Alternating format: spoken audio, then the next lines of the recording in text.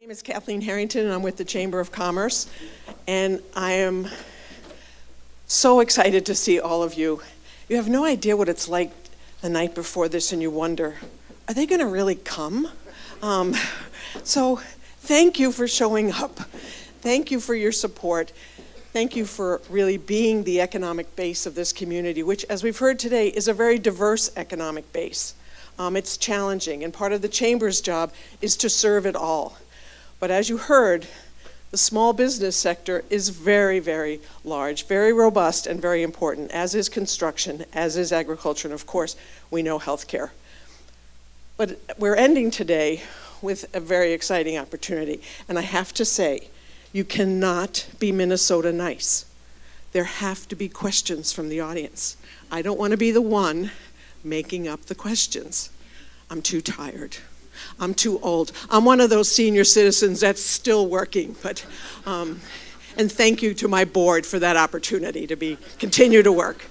So I have the pleasure of introducing our next speaker, President Kashkari, but when I heard that he was able to join us, I had a kind of a PTSD moment. I flash back to 20 years ago when I was working in Washington, D.C., and I had to introduce and prepare then Chairman Greenspan of the Fed for a speech he was giving. So he walks in, and it's almost like this aura around him at the time.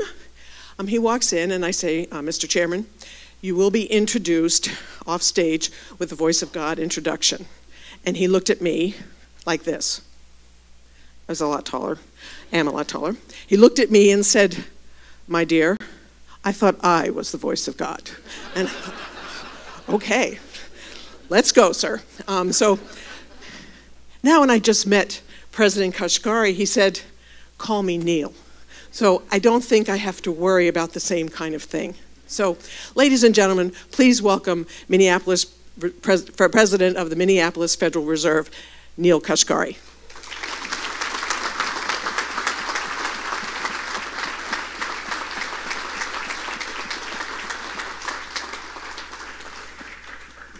Please have a seat. Great. Thank you, Kathleen. Thank you so much for coming.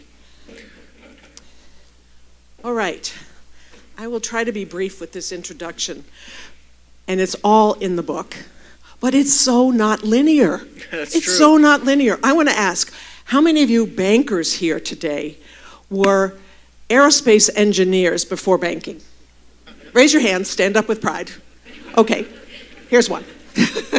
So, thank goodness you changed careers. So from aerospace engineering, working at NASA, to getting into business, working at Goldman Sachs, to responding to the siren song of public service, working in Washington, D.C. as an assistant secretary confirmed by the Senate for then Secretary Hank Paulson, to going back home to California. And this really is the definition of go home and go big, where he ran for governor of California. The fifth largest economy in the world, the largest economy in our country, and this is the kicker, more congressional members than any other state. Wanting to do that, that's a big challenge. So he obviously is keen intellect, loves challenges, has established a national reputation for independent thinking, as evidenced by his voting on, for, against interest rate hikes, and your comments about too big to fail. So I'm sorry that was longer than I wanted, okay, but you're an amazing person, and we're so happy to have you here. Welcome. Thank you, thank you. It's great to be here. So I'm just going to ask you one quick question, and then I know you'd like to do some comments. What's your favorite job out of that whole journey? You know, it's a toss-up. I love public service. So working at the Federal Reserve is unbelievably rewarding. We're taking on, I believe, really important economic issues on behalf of the country and the American people. I find that very rewarding. My time during the financial crisis at Treasury was also very rewarding in a very different way. I mean, it was public service, absolutely, but it felt like we were at war every second of every day trying to keep the U.S. economy together. I never want to go through anything like that again, but it was also a deeply fulfilling experience to be part of it. And just one more question, and then we can go to you. So, what's monetary policy? How is it different from fiscal policy, and why does that matter? Sure. Well, that's a good lead up into to why I'm here. So let's just start with the difference between monetary policy and fiscal policy. Fiscal policy is the government taxes you and me. How much do they tax us? How do they tax us? And what do they decide to spend that on? Education, healthcare, infrastructure, defense, etc. That's fiscal policy, and your elected representatives make those decisions on your behalf. You may or may not like it, but you vote for them, and then they make those decisions on your behalf. Monetary policy is just trying to manage some of the ups and downs of the economic cycle by effectively putting dollars into the economy or taking dollars out of the economy. So if the U.S. economy looks like it's slowing down too much, traditionally, the Federal Reserve will cut interest rates, make dollars more widely available, which will make it easier and cheaper for you to get a loan. That'll stimulate economic activity. Or the opposite, if it looks like the economy's overheating, the Federal Reserve will typically raise interest rates to try to cool things off. So monetary policy is simply trying to manage some of the ups and downs of the economic cycle. Fiscal policy is much more fundamental. How much do they tax us, and what do they spend that money on? And that's a very political decision, the tax and spend decision. Monetary policy is meant to be a non-political decision. Let's just look at economic data and make these short-term adjustments based on the data, not based on politics. Would you like to explain a little bit more about the Fed? Sure. For the audience? Yeah, thank you again for having me. The Federal Reserve is, why am I here? I always like to tell audiences, why am I here meeting with you? I'm here because there's something unique about our central bank. So the Federal Reserve is our nation's central bank. 105 years ago, 106 years ago, when Congress created it, they wanted it not to be concentrated in Washington, D.C. So they decided to distribute it all around the country. So they created what's called the Board of Governors in Washington, D.C. You mentioned Alan Greenspan, and after Alan Greenspan was chairman was Ben Bernanke, then Janet Yellen. Now Jerome Powell is chairman of the Board of Governors in Washington. And then they created 12 independent Federal Reserve banks, including the Federal Reserve Bank of Minneapolis. And the reason Congress created it is they wanted us to directly represent this region in the nation's monetary policy process. So a big part of my job is traveling around our region and meeting with folks, meeting with workers and business leaders, civic leaders, to hear directly from you what's happening on the ground in your community, in your economy, so I can take that back to Washington, D.C. when we set monetary policy for the nation. So that's why these meetings are really important to me, and I jumped at the chance when Kathleen sent the invitation, because I really want to hear directly from you. What's happening in your local economy? What's happening to wages? What's happening to your businesses? The more direct, and I thank you for saying don't be Minnesota nice, the more direct you are with me, the more I'm going to learn. So don't pull any punches, hit me right between the eyes, metaphorically. Okay, let me ask one question, maybe to get the audience going. You've been widely praised and criticized for some of your votes in the past when you were on the correct committee and commentary on raising interest rates. Can you give us a little understanding of your philosophy on that and how you've positioned yourself? Sure. So diving into monetary policy, Congress has given the Federal Reserve what we call a dual mandate. So two goals. One goal is stable prices. Think of an economy that's not overheating, but also not crawling. The other goal is maximum employment. As many people who want to work are able to find jobs. Traditionally, we think these two goals are linked through wages. So as the job market gets tighter, the economy heats up, the job market gets tighter, businesses have to compete for workers, they have to pay more, then they end up passing those price increases onto their customers, and then that leads to inflation. So that's how we think the job market and the economy are linked through wages, traditionally. Well, for the last few years, actually for the last 5 or 6 years, we've been coming up low in our inflation target. We try to achieve 2% per year. And we've been surprised how many Americans have been coming off the sidelines trying to find work. So historically, the headline unemployment rate, it gets a lot of attention in the press. Right now it's 3.9%. Historically, 3.9% would be screaming, we're there. We're at full employment. Everybody who wants to find a job is able to find a job. You can't run the economy any hotter. Well, what's happened over the past couple of years? All these people have come off the sidelines and said, I want to work. You know that headline number, 3.9%? it only includes people who are actively looking for work. If you gave up because the financial crisis was so severe, you're not counted in that number. So it turns out there are a lot of people who are not being counted who actually wanted to work. And wage growth has ticked up a little bit. It hasn't really taken off yet. And so I've been objecting largely to our interest rate increases because I've simply said, we don't know how many more workers are out there who are not being counted today. If inflation is low, there's no need to tap the brakes prematurely. Let's let the economy continue to strengthen.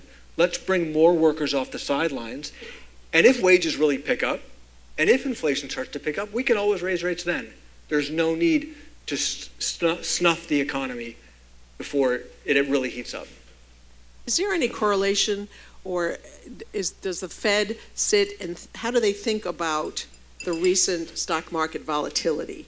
Does that impact monetary policy decision-making or calculations? We pay attention to various financial markets because for a couple reasons. One reason is financial markets are trying to make their own assessments of the economy and the economic future, just like we are. And they're trying to, in theory, the stock market incorporates all the information that's readily available into a price. And so maybe the markets are reaching a different judgment than we're reaching. And if they are, we should at least know why we're making a different judgment. That's number one. And number two, we also do know that there's a wealth effect. If people feel wealthier, they tend to spend more money, they buy more cars, maybe they buy a new house, and there can be a feedback loop or a self-fulfilling prophecy. So we don't target the stock market directly. I don't think our jobs are to protect investors from losses. Markets go up, markets go down. Sometimes investors make money, sometimes they lose money. That's life in a capitalistic society. That's capitalism. But if there's information contained in the markets, we want to at least acknowledge that information and make sense of it. Can we go to some audience questions? Ooh, we have one in the back. And a mic is going to come to you. And the mic's coming to you. And we have 2 microphones, and we're going to try not to have any lag. So how many else are going to want to ask a question so we know where to position this mic? You mentioned some of the indicators that the Fed watches, like inflation and labor. A lot of these economic indicators are really, really old. Inflation doesn't include some key cost inputs. Labor only reflects those looking for jobs. What's your take on updating some of these economic indicators to really be a little bit more meaningful? Well, we look at a lot of different indicators on both inflation and on the labor market. It's not just one. And I would say those indicators are constantly being updated to incorporate new products that we may buy as consumers. And they're always looking and back testing when they have to make adjustments. What can the economists learn from to make their assessments more accurate going forward? I would say that the indicators are not perfect by any stretch. I mean, one of the famous examples that's hard to account for, how do you account for the fact that your iPhone is getting way more powerful? How do you factor that into the cost of what you're buying? Are you buying the same thing that you bought 10 years ago, or are you paying more but also getting more? So it's imperfect, I give you that. But I think really smart economists are constantly looking at this data, looking at the analysis, and trying to update it to get better and better and better. On the inflation front, we look at a lot of different measurements put out by the government. We look at private sector estimates. We have our own internal models, all trying to get a sense of what's really happening, what are consumers really experiencing. So I don't think it's perfect, but I think it's pretty good, and I think that it's constantly getting better because people are working hard at it. Elaine Case has a question, one of our community leaders. Thank you. Can you hear me? Okay. Yes. So I don't think most business leaders wake up every morning and say, gee, the thing I should worry about most is early childhood education. But if you look at the research, that would say that you should look at that. And I recently got the opportunity to hear Art Rolnick, one of your predecessors, speak about the importance and criticality of early childhood education as related to business and economics. Do you have any thoughts about that? Sure. We know that education is a huge driver of different labor market outcomes. So people who have higher education generally have less unemployment. They also have higher wages. And as our economy is becoming more knowledge-driven and technology-driven, education is only becoming more and more and more important. And the research that Art, one of our former colleagues at the Minneapolis Fed and some of my other colleagues, Rob Grunwald and others, have worked on, has shown that starting earlier in life has huge payoffs in terms of the outcomes for that individual, but also for society as a whole. And so I think, Art was famously challenged when the Minneapolis Fed has taken a stand saying government spending money on sports stadiums as cities compete against each other is not a great use of taxpayer resources. So the story goes, I'm told, that somebody said, okay, Art, Mr. Smart Guy, what would you invest in? And he said, okay, let me go look. And he went and did a bunch of research, and he said, actually, a taxpayer dollar invested in early childhood education has the best return for taxpayers than any other investment that we could find. Certainly better than competing against other cities to build sports stadiums. And so that's what ultimately led to that research, but I think it's very, very compelling. Thank you very much, and thank you, Elaine, and all the people who work on Cradle to Career in this community to really look at the spectrum of preparation of all of our workers. I think we have a question from Christian. If you could just say your name, Christian, and your sector, that would be great. Sure. My name is it on? Oh, yes, Yep. It is. Okay, great.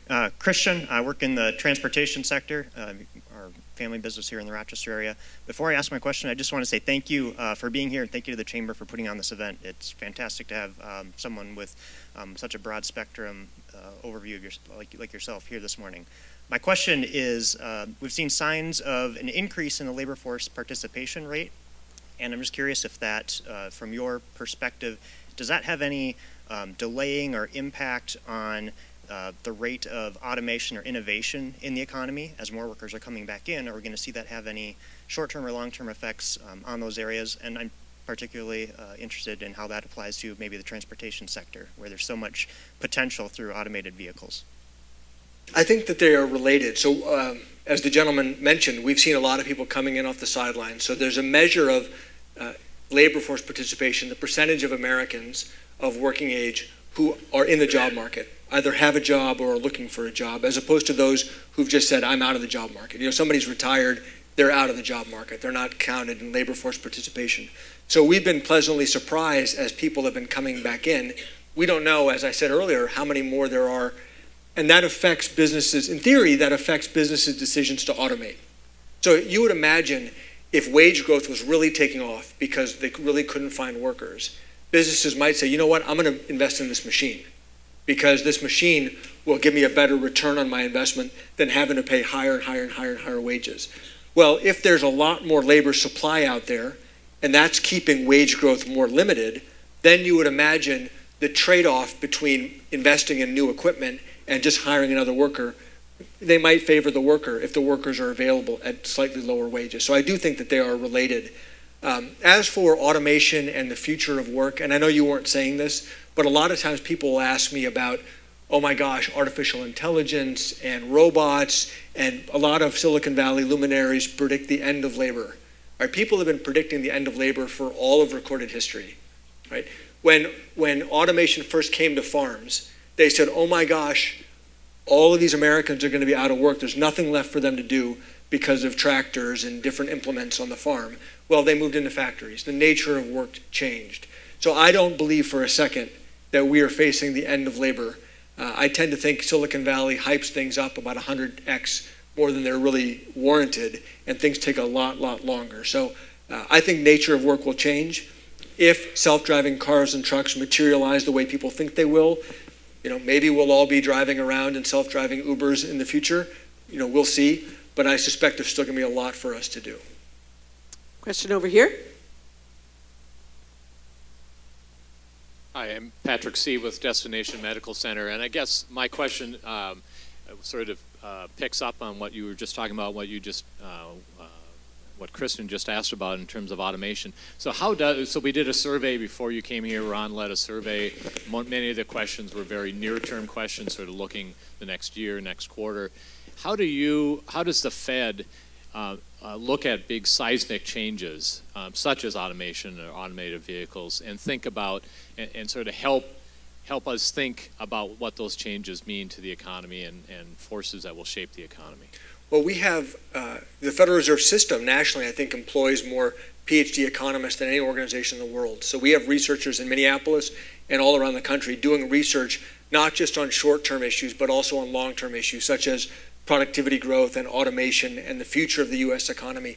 these are really important factors for us to understand, even if we're trying to understand what the economy is going to do in the next 12 months or the next 2 years. Having the context for what do we think the trends are in the U.S. economy over the long term is really important in making that near-term assessment. So we care a lot, we pay attention a lot to it, and we try to educate the public as we learn new things. But there's a lot of this that's unknown, at least at this point, that we're not sure about. So for example, we always talk about technology. Technology is innovating, it's changing our lives, et cetera. But if you look at the aggregate productivity statistics, the U.S. economy in the last 10 years has not been having a big uptick in productivity. Now you would think Twitter, Facebook, et cetera, Instagram, that must be leading to a lot of productivity. I guess I would push back and I question whether social media in fact leads to productivity enhancements. But so we care a lot about these issues because they ultimately drive long-term economic growth, even if they may or may not be that important in the short-term economic cycle. Another question over here. Good morning. My name is Greg Moore, and I'll take this opportunity to hit you between the eyes. So last week I saw an interview with Jerome Powell on Fox Business, which I thought was a great interview, where he talked about maybe exercising some patience as you look at rates. You had mentioned about possibly not snuffing out the economy and the rate increase. I'm a small business owner, and we have a loan out, so I'm very sensitive to your thoughts, and specifically, what do you need and what does the Fed need to see to maybe relax those rates, and what do you see as maybe the next 2 to 4 years in that area? Well, as Kathleen said, we rotate among the Reserve Bank presidents on when we are formally voting on the interest rate increases. So I voted in 2017. There were 3 increases in 2017. I voted against all 3 of those increases because I didn't see evidence in the data that the U.S. economy was overheating and that wage growth was really taking off. I haven't seen much evidence since then either. I mean, the job market continues to strengthen, but wage growth has been muted. So for me, I'm paying attention to, are there more workers on the sidelines that keep coming in? What's going to happen to wages? And even if wage growth finally picks up, that doesn't necessarily mean it's going to lead to higher inflation. So we need to pay attention to all of these different measurements. Every 3 months, the Federal Reserve, all of my colleagues and I, put out what's called the Summary of Economic Projections. We all put out our forecast for what we think the U.S. economy is going to do over the next couple of years. That Summary of Economic Projections implies 2 rate increases in 2019. Now, will we actually raise interest rates twice? I don't know. It's going to depend on what the data actually comes out. Could it be more? Could it be less?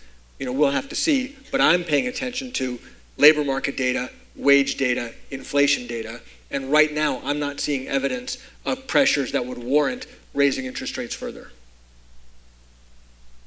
Any other question? Another question over here. Bruce Schwartow, and I'm in higher education. Just wanted to get your thoughts on when we take a look at the United States economy and with the Federal Reserve, and we compare ourselves, let's say, to other economies in the world where we don't have those type of operations. How would you say we're doing as compared to other world economies right now and the advantages we have with the Federal Reserve? Well, I would say all advanced economies that I'm aware of have a central bank. There's the Bank of England, goes back centuries. There's the European Central Bank, the Bank of Japan, the Bank of Canada. Those are all their versions of the Federal Reserve. And the consensus that's been developed over the last 30 or 40 years is that if those institutions are kept isolated from politics, they can make decisions based on data and analysis, not based on short-term political considerations. And I think all advanced economies have benefited from that realization that keeping politics out of monetary policy has served us all well. The countries that don't have it independent, and these are not advanced economies, you'll see small economies that the political independence has been compromised, and ultimately you can see very high inflation. If people lose confidence that the central bank is going to make decisions for economic reasons rather than political reasons, investors get nervous. And then they say, hey, wait a second, you may just inflate away the economy. I want to be compensated with higher interest rates. And that can lead to a vicious spiral. I read a lot of American history, and I've been reading a lot about the U.S. Civil War. The Confederacy had their own currency, And they thought, well, you know what, we're just going to fund the war by printing this Confederate money. Well, guess what? The Confederate money ended up not being worth very much. And so soldiers were getting paid, and they're like, well, I can't even buy anything with this because the money's no good. And so ultimately, people have to have confidence that the currency is going to be managed appropriately, not for politics, but for economic reasons. Thank you. Question in the back? Scott Heck, RBC Wealth Management. I didn't introduce myself last time. With the change in the tax law recently, it created a much more favorable environment for repatriation of assets. Does the Fed watch that, and has that happened at the rate that you would have expected with the change in the law? We do pay attention, and we do pay attention in part because we want to know how much the government taxes, how much the government spends, is there a economic stimulus. That can affect the economy in the short run, in the medium run, and the long run for that matter. And then how much businesses are investing. That also can affect both inflation in the near term, and maybe it can affect the supply side. Maybe it could lead to higher productivity growth in the future if businesses make a lot of investments. My sense is I have not seen evidence that there's been this huge repatriation windfall, that all this money has come back to the U.S. and gone into new capital investments. I think there's been some uptick of investment, but I haven't seen evidence that there's been any kind of an investment boom in the real economy. You read the press reports, there's been a lot of reports of stock buybacks, and I'm assuming in your line of work you see that as well. But that to me is a little bit different than a company saying, I'm going to go build a new factory or invest in new machines, et cetera. So I, for one, haven't seen some big uptick of cash coming back and going into more investment. I would like to see that, because that would imply to me that maybe we'll have higher productivity in the future if businesses are making more investment today. Commissioner Cascaden?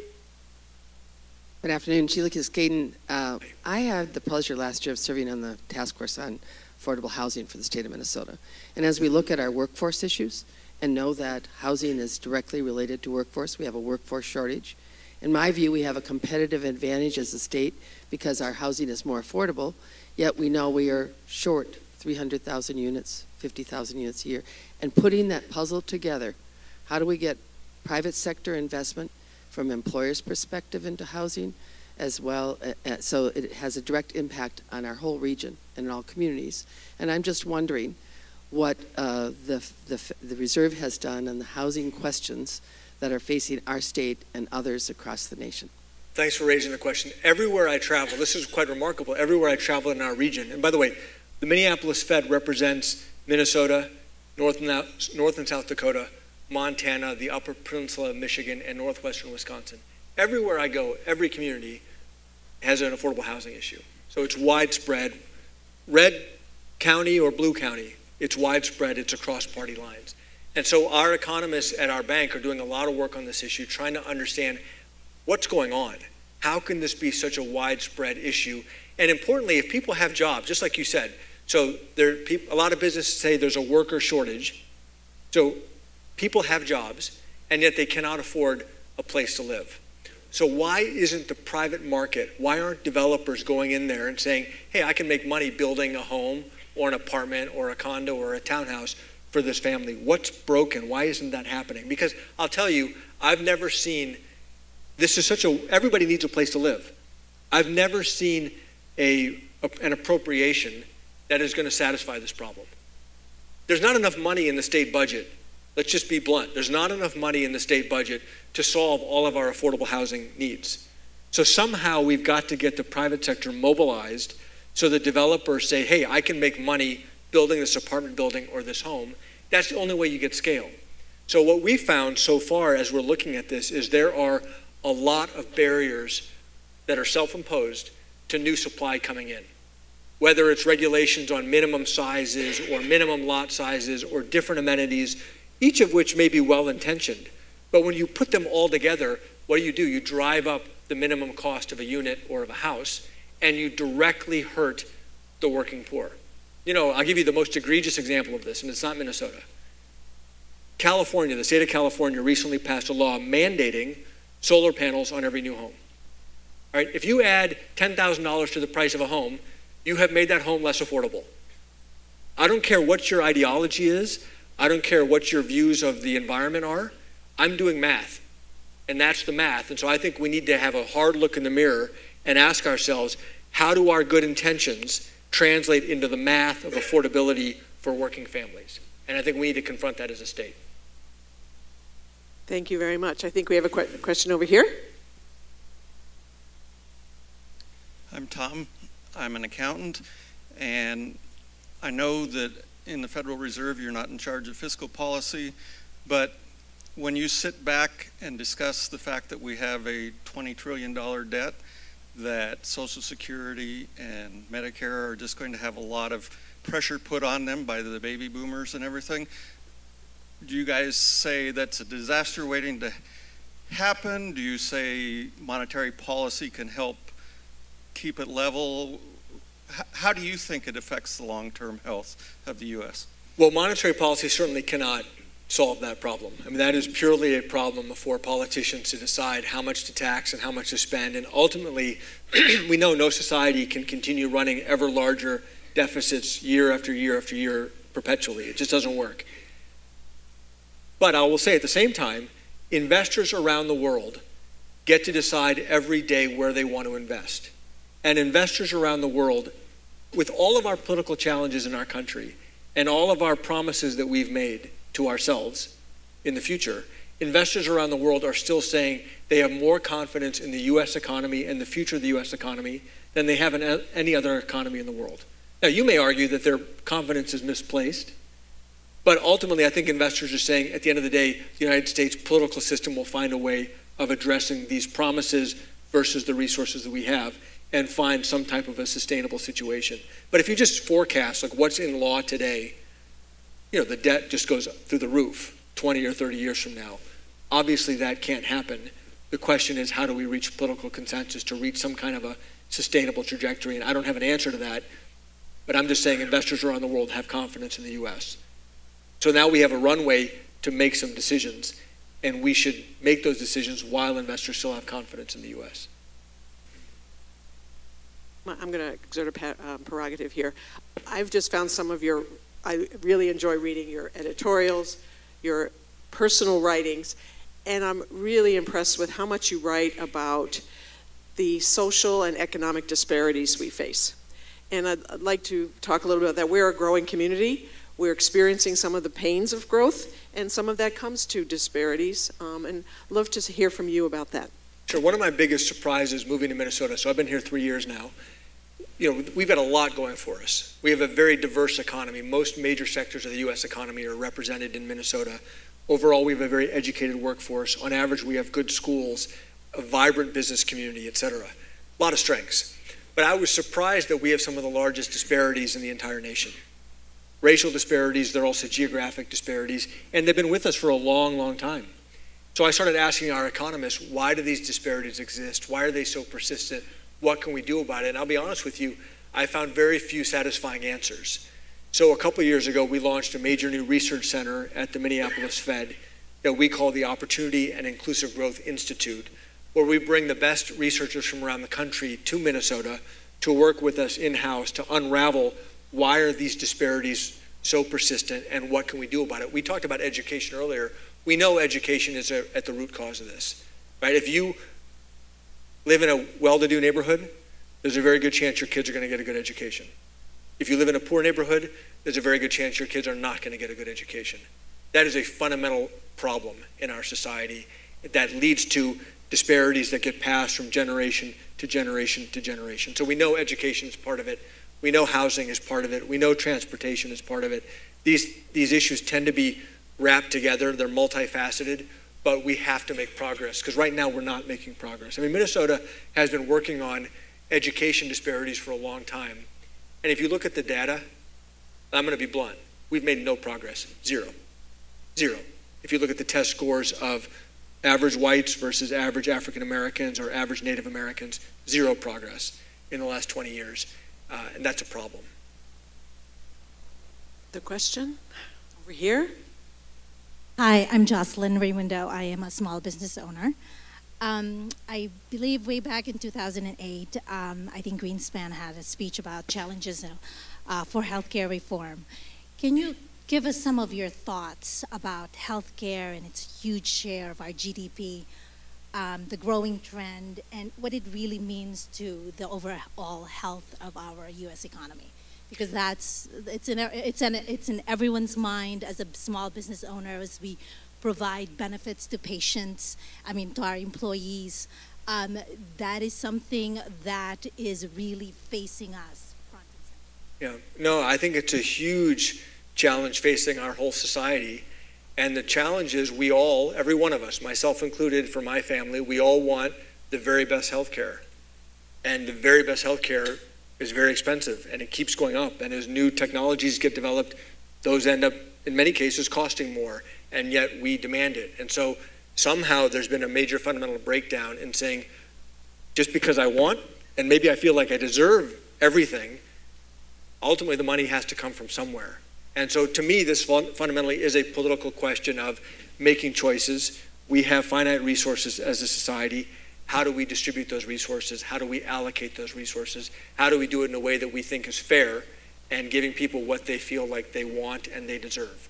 So far, I haven't seen a lot of our elected leaders stepping forward and saying, you know what, everyone's not going to get everything they want.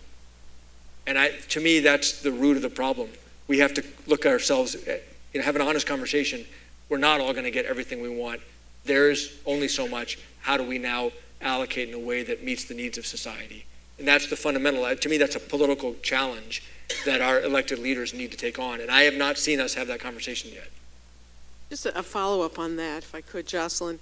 Is there, in your mind, an appropriate percentage of the GDP that should be health care? It's become this sort of political boogeyman that, oh my gosh, 17% of the economy is health care.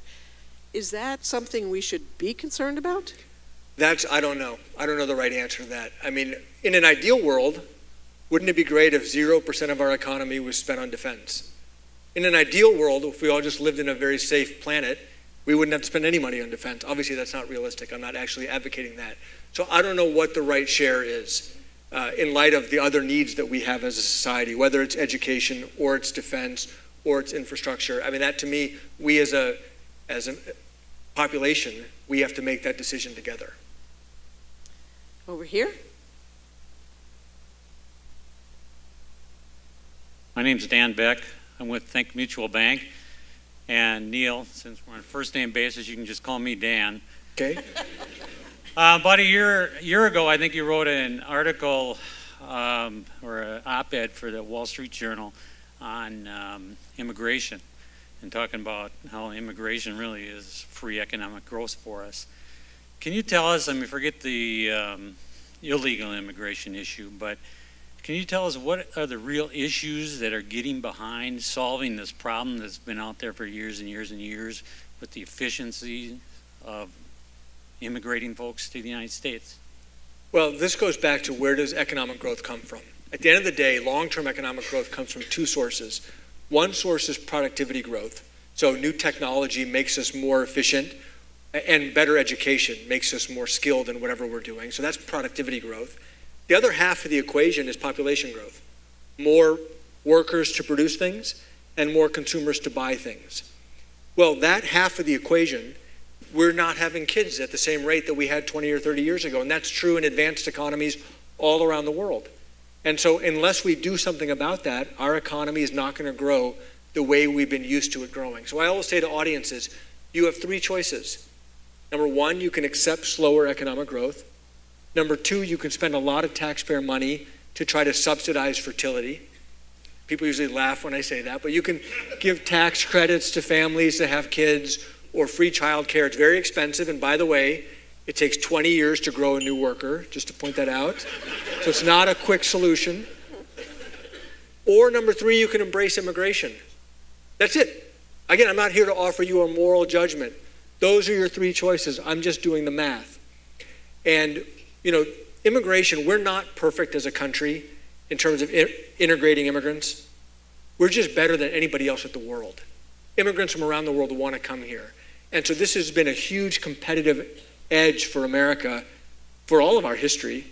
And it can continue to be a huge competitive edge if we design an immigration system that meets the needs of our economy. So I think the math is very, very clear.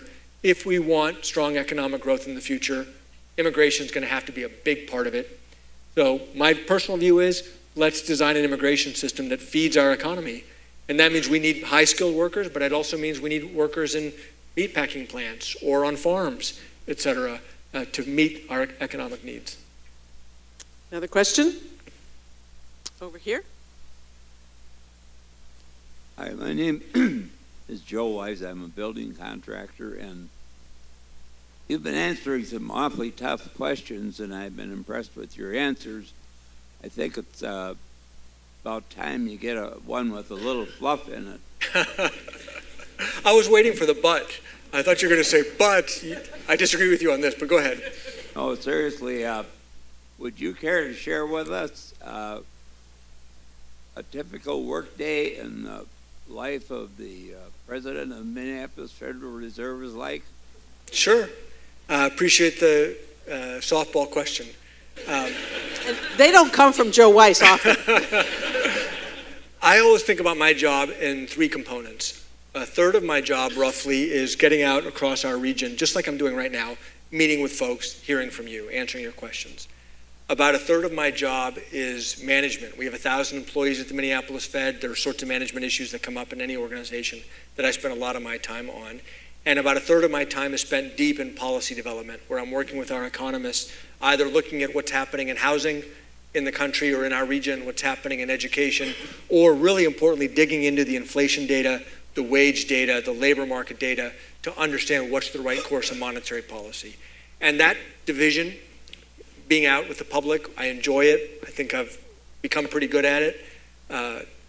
Management issues and then deep policy work, that fits my interests and I think my background very, very well. So every day is a little bit different, but that's roughly how I spend my time. And then I have to go back to Washington every 6 weeks for the Federal Open Market Committee meetings, and then I travel around our region quite a bit too. When you are meeting with other colleagues, other presidents from the different regions of the country, where do you think, this may be an unfair question, when you look at them, are there conditions that you wish we had? Or what's the competitive landscape out there? Well, there's always, usually whatever region wins the Super Bowl in the FOMC meeting, somebody's always crowing about having won the Super Bowl. So I think last year Minnesota hosted the Super Bowl, and I commented in the meeting that I said we would much rather have been playing in the Super Bowl than hosting the Super Bowl, which I think was an accurate comment. So on sports teams, there's a lot of competitiveness around the country.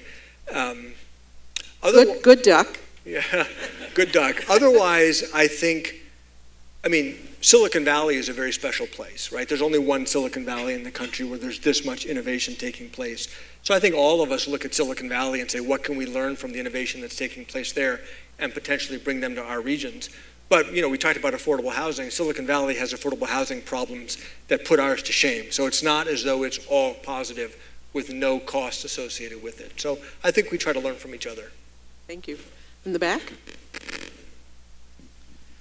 Mike Gargaro in the community banking space. Recently, I know the Fed had asked for comments on faster payments.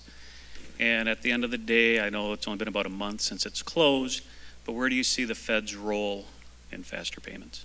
Well, one of the things the Federal Reserve does for the country is we operate the payment systems, many of the payment systems for the country. So wire transfer, there's something called FedWire. We process these for banks to bank. But as you know, if you write a check or you have an ACH transaction, it can take a few days for it to ultimately to settle in your account. Some other countries have gone forward and said, you know what, we should have instantaneous or real-time payments. So if I send you money, it comes out of my account immediately, goes into your account immediately. So the Fed right now has a process where they're soliciting comments saying, should we offer a real-time payment system for the U.S. economy so that we don't have these delays of 2 or 3 days? It seems like there's a lot of momentum behind it. It seems like people generally want the Fed to operate this. Some of the banks are saying that they can do it, that there's no need for the Fed. Some of the small banks have said they don't want to be beholden to the big banks. So I think it's an ongoing set of analyses that are being done right now. But it seems like the U.S. economy is going to be moving to more of a real-time payment system in the future. My guess is the Fed will have some type of a role to play, but how big a role, I think that part is still unclear. Question? Mike? I'm Tim Deutsch. I got a 4-year-old, a 1-year-old, and a third on the way, so I'm doing my best on the population issue. But I heard you are a child care expert, so you got any advice, having 3 young kids now? How did you hear that? That's the rumor going around. I don't know who told you that, but that was... But in seriousness, child care, the cost of child care is a real issue, I think. So I don't know if you have any commentary on that at all. Well, it's something that I'm learning about. Anyway, it's something I'm learning about, and I'm going to be learning more about soon. So it's a big issue. Everywhere I go, I hear the same thing, and I'm trying to understand why is childcare in fact becoming less affordable? I mean, is it becoming more expensive than it was 20 years ago or 30 years ago? And I know it's because family structures have changed. Now you have both parents that are working, so the childcare needs are different. And it's also related, it's a very complicated issue that I'm actually spending some time with my economist working on, because it's also related to income inequality. This is just, my thinking on this is only at the beginning. Anecdotally, you'll hear people who say, hey, I got transferred to India, or I got transferred to the Philippines. And what was so great about it is there was so much help available. I had a nanny, I had a driver, I had a gardener, I had a housekeeper. It was so great. Well, sure, if you have abject poverty surrounding you, there's lots of childcare available. So I think one of the challenges we have in a society is how do you achieve low income inequality and affordable childcare? I actually think those two things are related and in some sense in conflict with each other. So I don't have an answer yet, but this is something that I'm actually looking at and trying to dig into, because I think as we want a society where people are earning more, then your trade-off, you or your spouse deciding, hey, should I stay home? All of a sudden it becomes well, if you have to pay more, then I may just stay home, right? So these things end up being linked, and this is a very complicated question. I'm sorry I'm giving you a rambling answer, but that's only because my thinking on this is actually evolving right now. Another question? Okay, let me ask one. Our county, the economic landscape here in this region is incredibly unique, with a phenomenally large, great, generous employer, best health care provided in the world, and predominantly small business. We have 3,800 businesses in Olmsted County alone, under 100. That's a very unique economic landscape. And I read a lot about small business confidence. 45% of small businesses I read last night believe that the economic outlook is good. And I'm sure that data is not as valid and reliable as the Fed's economic research, but it concerned me. And I wanted to ask you, is small business confidence an economic indicator that's relevant? Absolutely. I mean, at the end of the day, confidence is what leads us all to choose to spend money. If you're nervous about the future, you say, you know what, I'm not going to buy that extra thing, or I'm not going to upgrade my dishwasher or buy a new car, etc. And if everybody gets spooked at the same time, even if there's no actual economic problem, if everybody gets spooked at the same time, that becomes a self-fulfilling prophecy. We all hold back, and then that slows down the economy. So confidence is enormously important, whether it's consumer confidence or small business confidence. It's a very important economic indicator. Now, we don't want to just puff people up and say, hey, everything's great, go out and spend if we're actually nervous. But it is important to pay attention to it because it can become self-fulfilling. We were hearing from the AGC a while back that they believe the confidence indicators of architects is a bit of the canary in the coal mine. And I just wondered if small business is sort of similar. And their recent survey showed less confidence in the architects than in the other parts of their industry. So would you recommend to small businesses now, I mean, that's an unfair question, that they can consider some financial fortification or strategies to deal with potentially the future? I mean, I think we always should do that.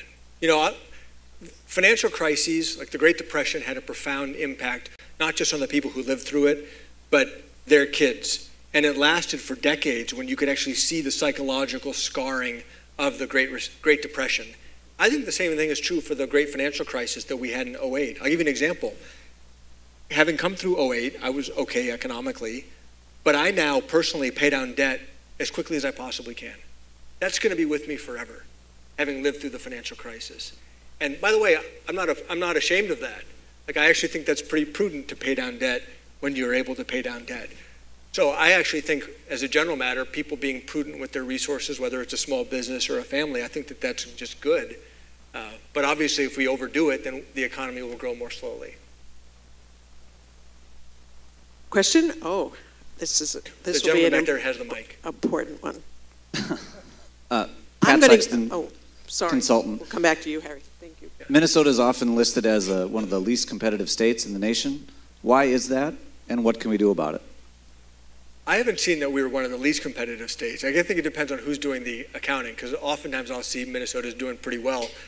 My guess is if it's one of the least competitive states, people are making an assessment of state taxes relative to some other places that have very low state income taxes, or in some cases no income taxes.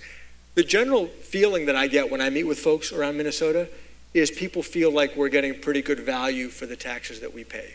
I tend to hear that a lot relative to some other states that I've lived in. Now, you may disagree with that. I'm just sharing with you what I've anecdotally heard from folks.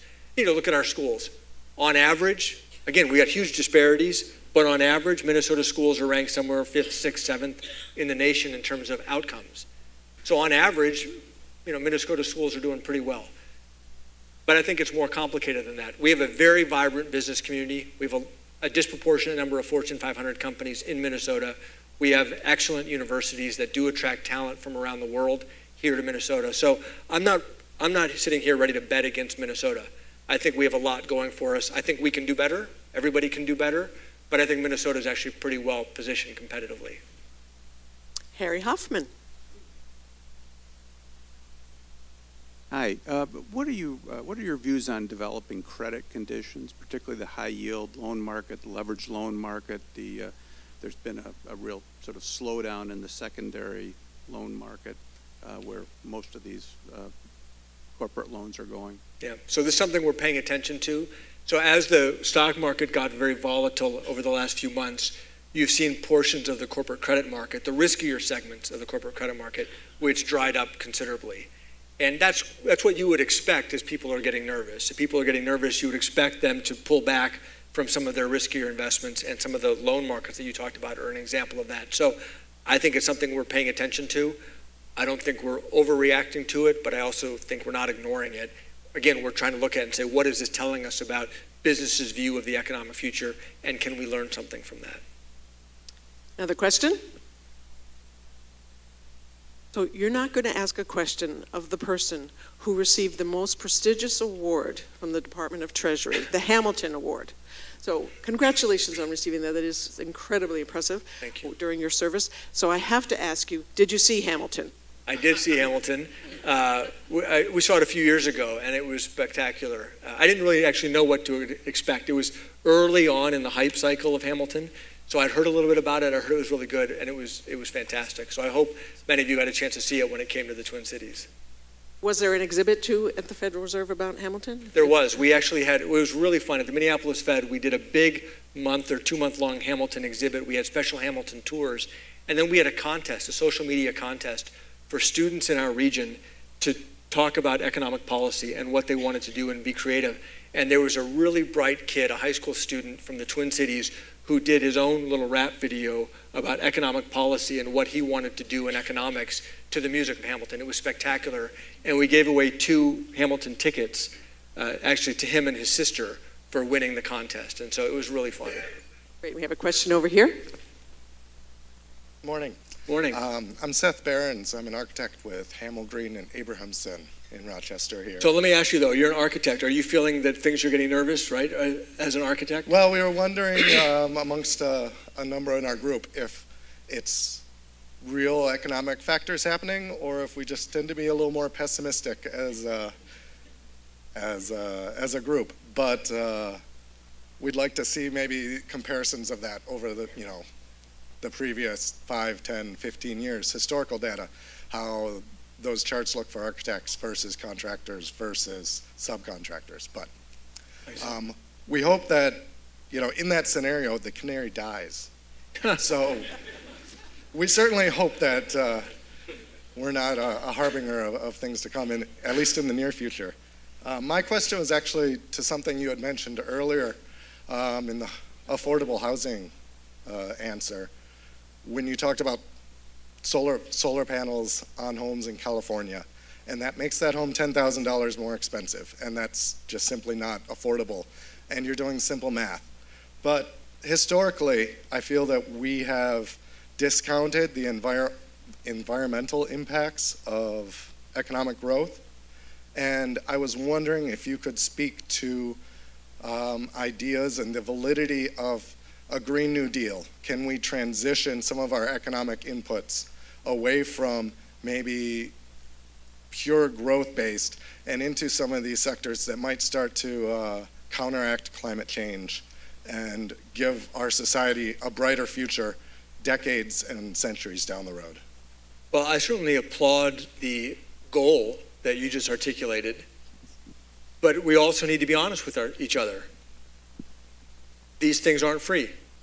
And to just say, well, somebody should invent some technology that's cleaner and cheaper, sure, that'd be great, but we haven't figured it out yet.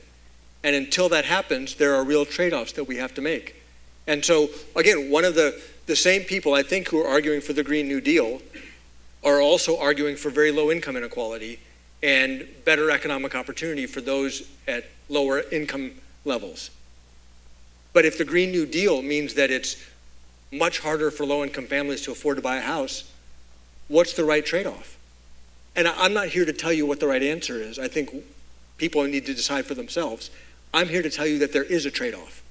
And to just pretend that there's no trade-off, that everybody can have everything and it doesn't cost more, I mean, I wish the world was like that. But there are trade-offs. And so as a society, we need to be honest with each other about what these trade-offs are. I think we have time for one last question. All right, David Harbert from Hubbard Broadcasting.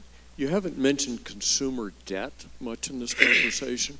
Are you tracking it? Presumably, whatever you do will impact that greatly, and it seems to loom as a threat in headlines. So are you tracking it, and what can you share? We are tracking it. It certainly is. And certainly the area where consumer debt seems to have grown the most that is also concerning is student loan debt. And that seems to be growing with no end in sight. And obviously that crowds out other spending that those workers and those families would like to undertake when they graduate from college, whether it's buying a house or buying a car, et cetera. And this goes back to education is only becoming more important. There has to be a way for us to educate more people at lower cost. It cannot simply be students need to saddle themselves with more and more and more debt. That is not a sustainable economic model. So there needs to be more innovation in how we deliver education to reach more people. We are paying attention to consumer debt overall. I haven't seen data that suggests that it's some big alarming level, that it's back. If you look at, there's sometimes headlines a few months ago that consumer debt reaches a new maximum level, but that wasn't adjusting for per capita. It was, the workforce is growing, the population is growing, et cetera. On a per capita basis, it still seems like consumer debt overall is within manageable levels, but it is absolutely something we pay attention to. Okay. Anything you'd like to close with, sir? I just want to say thank you. Thank you for having me. Thanks for asking all the questions and giving me the comments. And thank you for moderating. This was really a great session, so I appreciate it. Let's thank our speaker.